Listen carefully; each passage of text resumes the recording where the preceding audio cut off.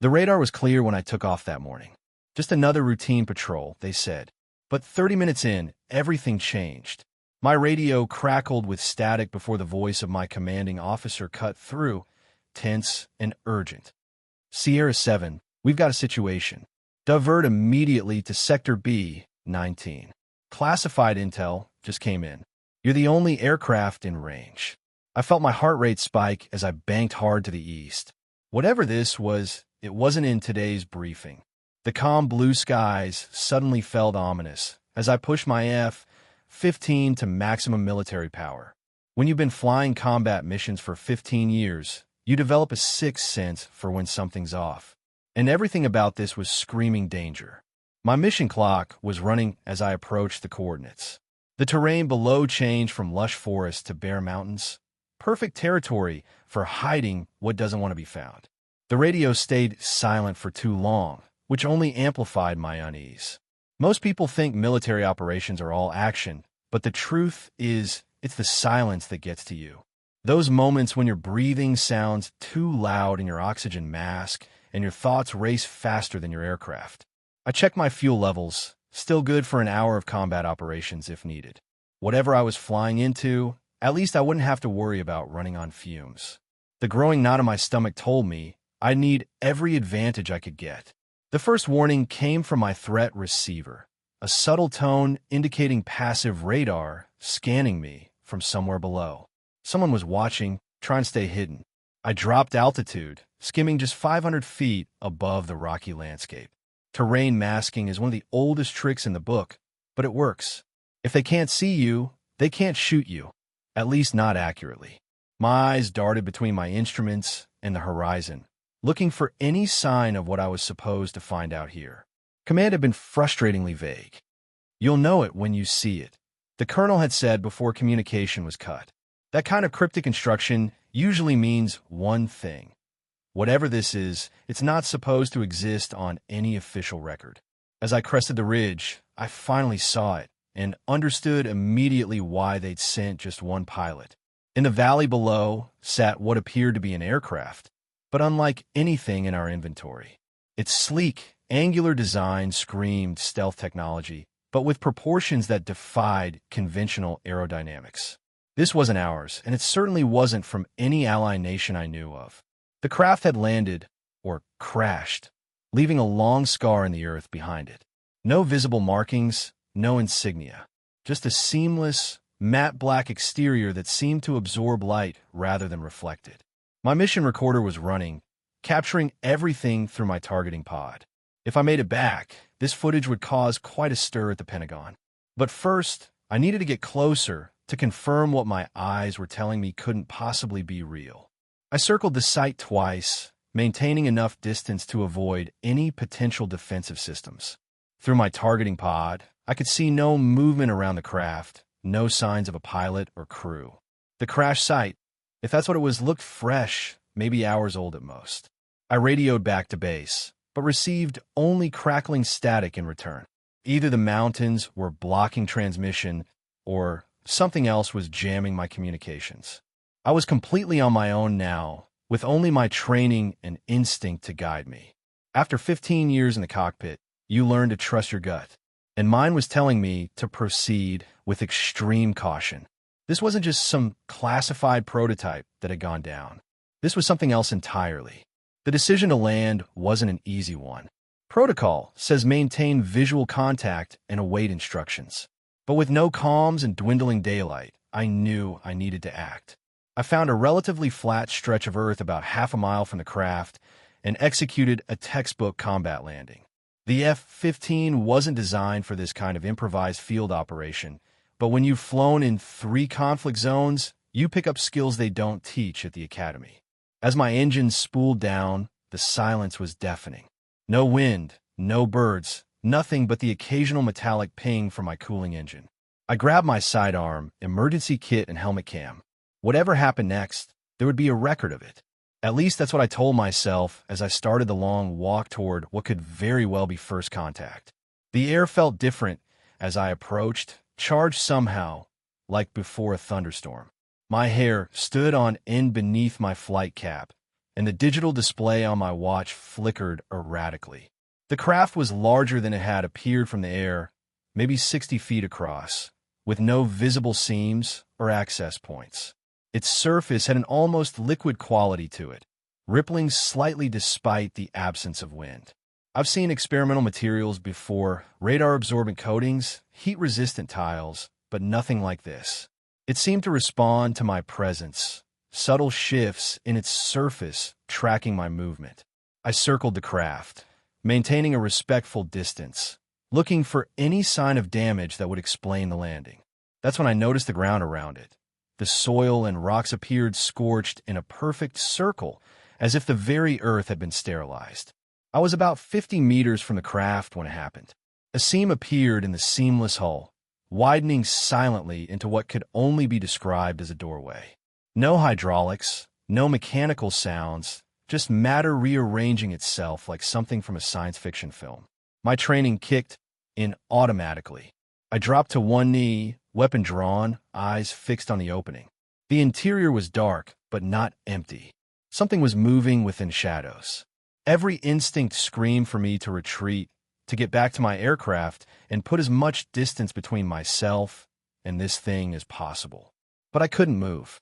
Whether from fear or fascination, my boots seemed rooted to the spot. Then a voice, not in my ears, but somehow inside my head, clear as day despite the impossibility of it. "We've been waiting for you, Major Sullivan." It knew my name, and in that moment, I knew this encounter was no accident. This wasn't a crash site I'd stumbled upon. This was a meeting, one that had been planned long before this morning's mission briefing. The being that emerged wasn't what I expected. No little green men, no monstrous features, just a humanoid figure, slightly taller than an average person, with an almost translucent quality to its skin. If you passed it on the street wearing human clothes, you might not look twice. But there was something in its eyes, a depth of awareness that made my skin crawl.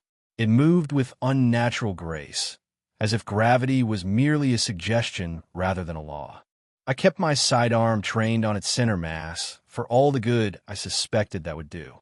20 years of military training, and nothing had prepared me for this moment. The being stopped about 10 feet away, regarding me with what I can only describe as clinical curiosity. Then it spoke again, not with its mouth, but directly into my mind. "Your weapon is unnecessary, Major. If we intended harm, this conversation would not be happening." What it showed me next defies easy explanation. Images flooded my consciousness, not like memories or dreams, but vivid scenes playing out in real time. I saw our military installations from impossible vantage points. Classified weapons tests we thought hidden from the world.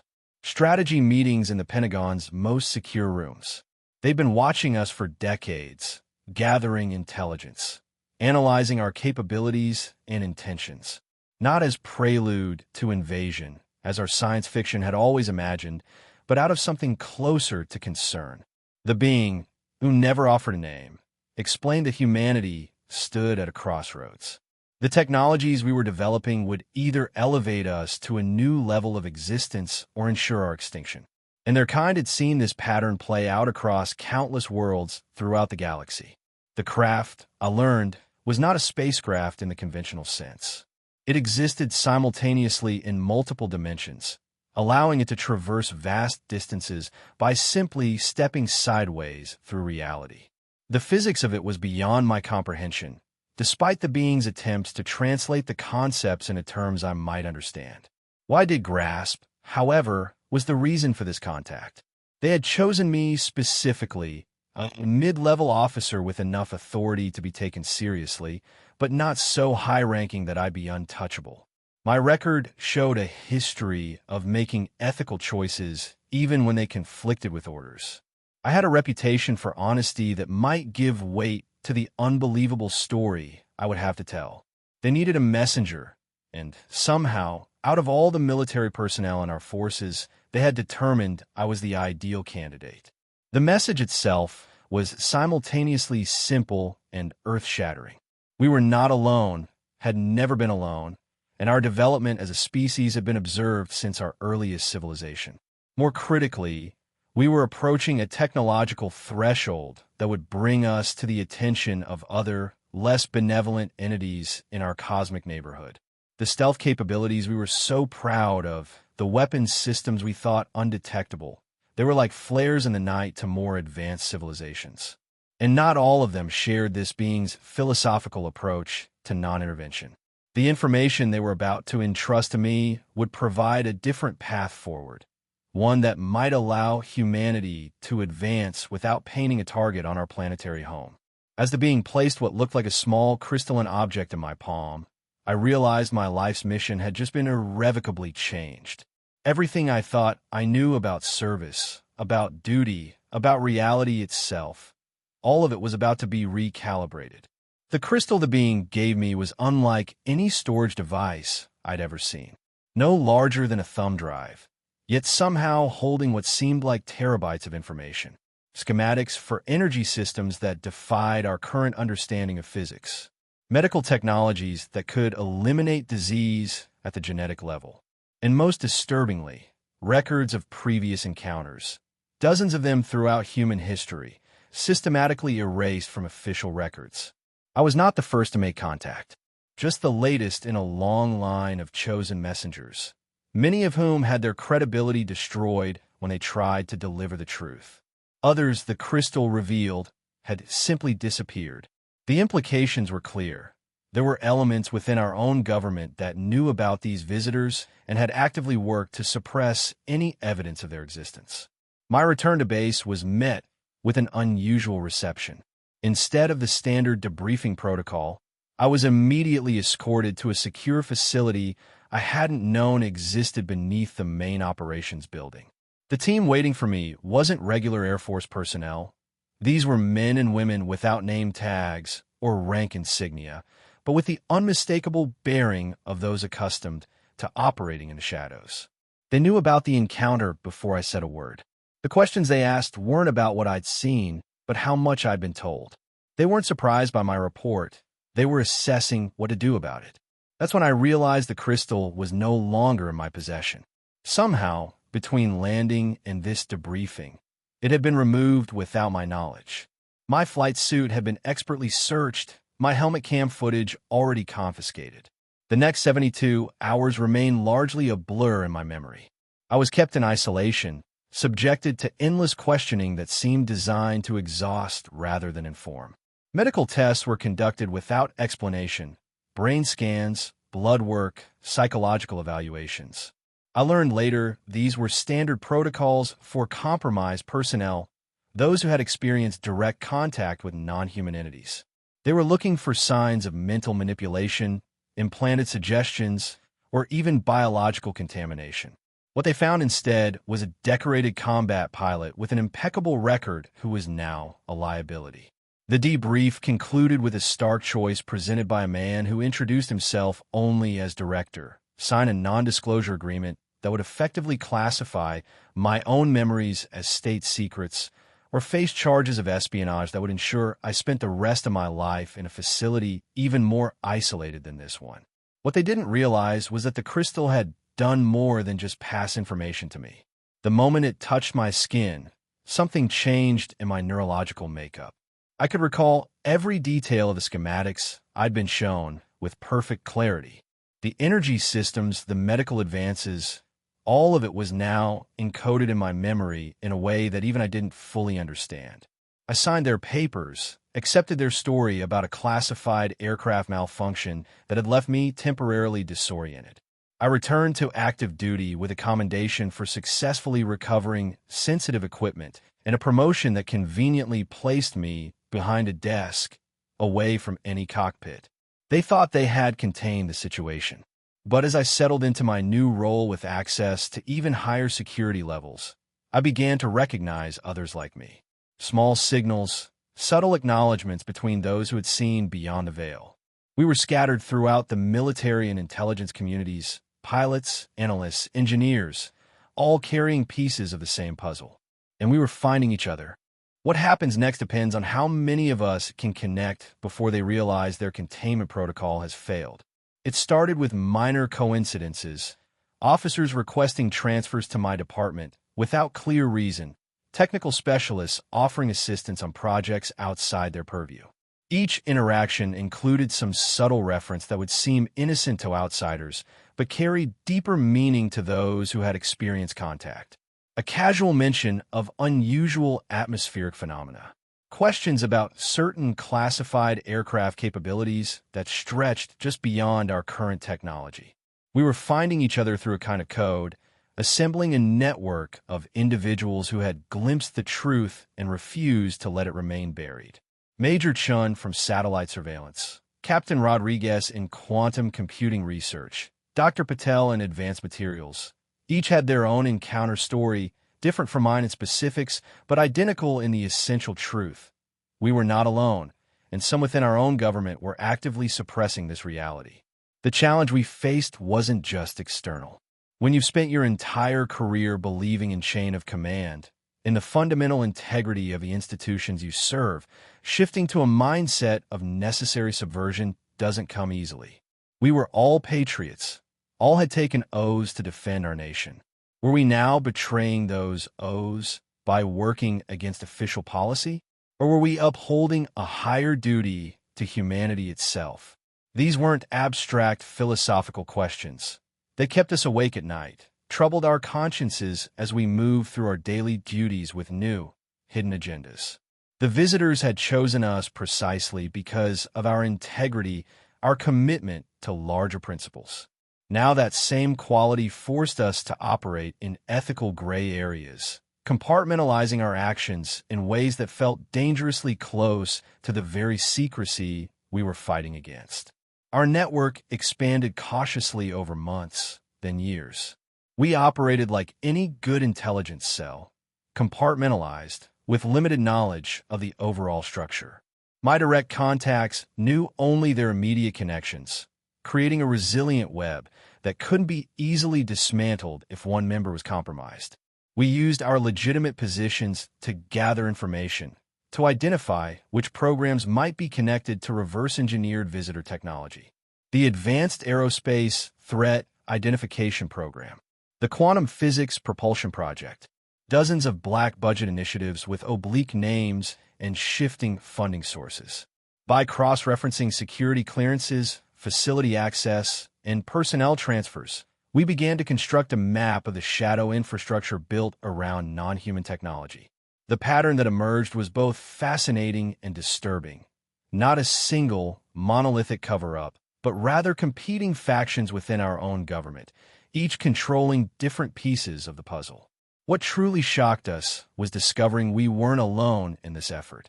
Similar networks existed within other military and intelligence services around the world. Russian aerospace engineers, Chinese quantum physicists, European cryptography specialists, all gradually finding each other through the same subtle signals we had used. National rivalries didn't disappear, but they were tempered by the shared understanding that we faced something far larger than geopolitical competitions. The visitors had been right. Humanity stood at a crossroads. The technologies they had shared could transform our civilization, elevate us beyond the resource conflicts and environmental degradation that threatened our future. But implementing them meant confronting the entrenched power structures that benefited from the status quo. It meant exposing decades of systematic deception at the highest levels of government. And most challengingly, it meant preparing humanity for the reality that we were just one young species in a very, very crowded universe. After 3 years of careful intelligence gathering, our network had assembled enough evidence to present an irrefutable case. The crystal technology had worked its way through multiple research facilities, always disguised as breakthrough innovations by brilliant but oddly reclusive scientists. Energy systems that could potentially end our dependence on fossil fuels were deliberately undermined through corporate acquisition and regulatory obstruction. Medical advances that could have saved millions were buried in patent disputes and endless clinical trials. The pattern was unmistakable, a systematic suppression of technologies that threatened existing power structures. But what truly galvanized us to action was what we discovered about the timeline.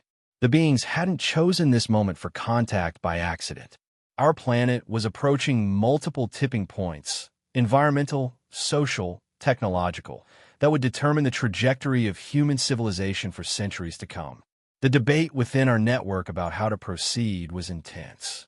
Some advocated for a gradual approach, strategic leaks of information, carefully placed scientific papers that would slowly normalize concepts previously considered fringe. Others pushed for a more dramatic revelation, simultaneous disclosure by credible figures across multiple nations, too coordinated to be dismissed as conspiracy. As the highest-ranking military officer in our core group, the final decision ultimately fell to me. 25 years of service had taught me that sometimes the boldest approach is also the safest. Half measures would give our opponents time to adapt, to construct counter-narratives. If we were going to move, it needed to be decisive. The plan we developed utilized the strengths of each member of our network: technical experts to validate the science, intelligence officers to secure and distribute the evidence, military personnel to ensure our physical safety during the critical disclosure phase. What none of us anticipated was that we weren't the only ones making plans. 3 days before our coordinated disclosure was set to launch, I received an encrypted message from a contact deep within the Special Access Program's Oversight Committee. Satellite surveillance had detected unusual activity around known crash retrieval sites. Security protocols at key research facilities had been suddenly elevated. Personnel with knowledge of visitor technology were being quietly reassigned or placed on administrative leave. The opposition, whoever they were, knew something was coming. Perhaps they had detected our network. Perhaps they had their own sources of intelligence. Either way, the carefully orchestrated revelation we had planned was now compromised. We had hours, not days, to implement a contingency that had been designed to unfold over weeks. The choice before me was stark: abort the mission and maintain our cover, potentially losing our only chance at disclosure, or accelerate our timeline and risk exposure before all pieces were in place. In that moment of decision, I found myself thinking back to the original encounter, to the being's words about why I had been chosen. Your record showed a history of making ethical choices even when they conflicted with orders. Throughout my career, I had navigated by a simple principle: when in doubt, choose the path that allows you to face yourself in the mirror the next morning. The consequences of what we were about to do were impossible to fully predict. Global panic was a possibility. Breakdown of trust in institutions. Geopolitical power shifts. But against these risks stood the certainty of what would happen if we did nothing: continued environmental decline, resource wars, development of weapons technologies that could attract the attention of less benevolent cosmic neighbors. I gave the order to implement our emergency protocol, knowing it might cost me everything I had worked for throughout my career. As our team dispersed to their assigned positions, each carrying pieces of evidence too compelling to be dismissed, I felt a strange sense of peace. Whatever happened next, we had chosen to trust humanity with the truth. Whether that truth would unite or divide us remained to be seen. But at least now, we would face our future with open eyes. The decision to reveal what I discovered that day wasn't just about aliens or advanced technology. It was about who we are as a species and who we might become. The evidence is now in your hands. The declassified reports, the technical schematics, the testimonies from military personnel across 5 continents. What will you do with this knowledge? Will you dismiss it as another conspiracy theory, or will you have the courage to look deeper? The visitors told me humanity stands at a crossroads. The technologies they've shared could transform our world: clean energy that would end climate change, medical advances that could extend human lifespan by decades, propulsion systems that would make space exploration accessible to everyone. But implementing them requires us to think beyond national borders, beyond corporate profits, beyond the short-term thinking that has defined our approach to global challenges. Have you noticed how quickly our understanding of quantum physics has advanced in recent years? Or how certain aerospace companies suddenly developed materials with properties that seemed impossible a decade ago? These weren't coincidences. They were the first careful integrations of visitor technology into our civilization, tests to see if we're ready for more. The question now is whether we'll use these gifts wisely. Will we perpetuate the same conflicts and inequalities with more powerful tools, or will we embrace the opportunity to evolve as a species? The visitors believe we have potential. They've watched human creativity, resilience, and compassion overcome seemingly impossible challenges throughout our history. What happens next is up to you, all of you. Share this information. Question the official narratives. Look for the patterns in scientific breakthroughs that defy conventional explanation. Most importantly, demand transparency from those who have kept these truths hidden for decades. The future of humanity isn't just about technological advancement. It's about whether we have the wisdom and courage to use that technology for the benefit of all. If this story has affected you, if you want to be part of this new chapter in human history, take action now. Subscribe to this channel and activate notifications to stay informed about new evidence as it emerges. Join the growing community of truth seekers who refuse to accept limited thinking about our place in the universe. The greatest adventure in human history isn't behind us. It's just beginning. Are you ready to be part of it?